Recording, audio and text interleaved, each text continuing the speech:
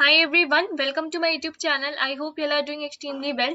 So today in this video we are going to solve problem of the day on the Geeks4Geeks platform. So today's problem is the bit game, right? So as usual, first of all we'll be understanding the problem statement, then the logic part, and then we'll be coding it up.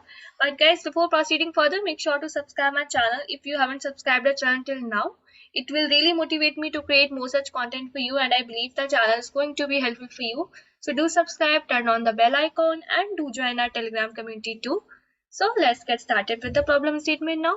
The problem says two players, player 1 and player 2, are given an integer n to play a game. The rules of the game are as follows. In one turn, a player can remove any set bit of n in its binary representation to make a new n. Player 1 will always take first turn. If a player cannot make a move, he loses. Assume that both the players play optimally. Okay, so the question is, we are having two players, 1 and 2. Along with that, we are having an integer n, which they are using to play a game. Now, what this game is all about, that basically what they can do is, they can remove any set bit from the given n in its binary representation, right? So that's what they have to do. So if there's a number whose binary representation is 1010, okay, so 1010 is the binary representation. Now first player 1 is going to start, always, that's what they have mentioned. First player 1 is going to start. Now what is going to happen? If at certain case there is a possibility that player cannot make a move, that's what they have mentioned. If player cannot make a move, it means what? There is no set bit remaining. All the set bit has been consumed, right? First player 1 played, then player 2 played, then player 1, then player 2, and obviously at certain instance all the bits are going to be unset, right? In that case, what will happen? The player who played last, he is going to win, right? Now how you can decide? So let's understand with the help of an example. So here we have n equal to 8. What is the binary representation of 8? 1 0 0 0, right? So now 1 0 1 0 1 0 0 0. So here how many number of set bits we do have? Just one, right?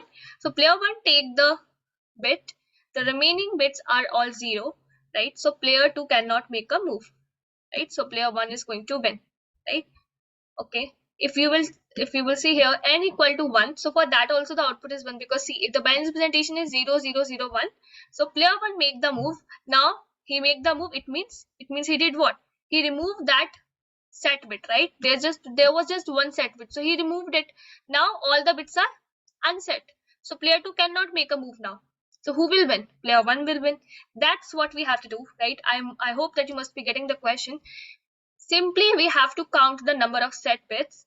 If the count is even, then player 2 will, okay, and if the count is odd, then player 1 will win. That's what we have to do, right? So here you can see whatever task is that we have to complete the function swap bit game, which takes an integer n and returns 1 if player 1 wins, else return 2.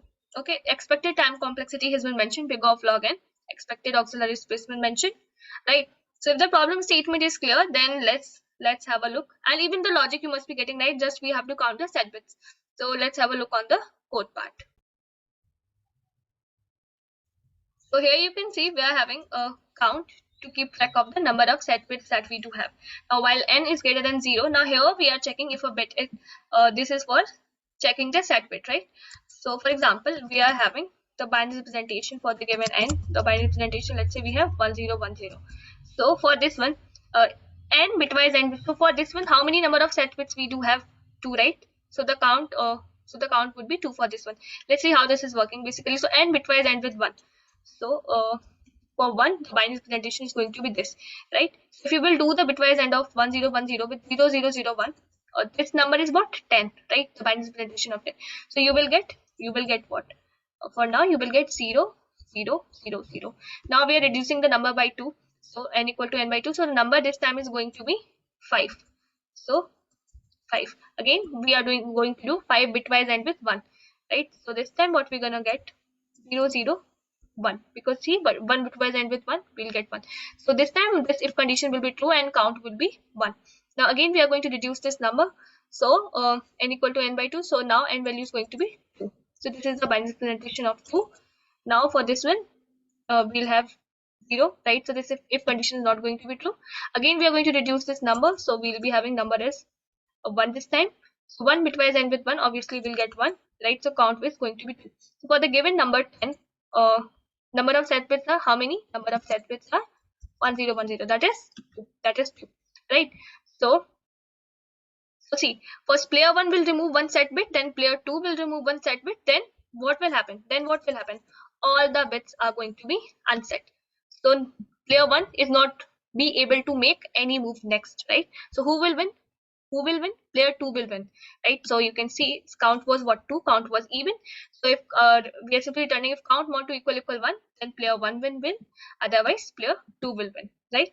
So I hope that was clear for you. Thank you so much for watching. I have provided the code in the description. Don't forget to share and subscribe my channel. Bye bye.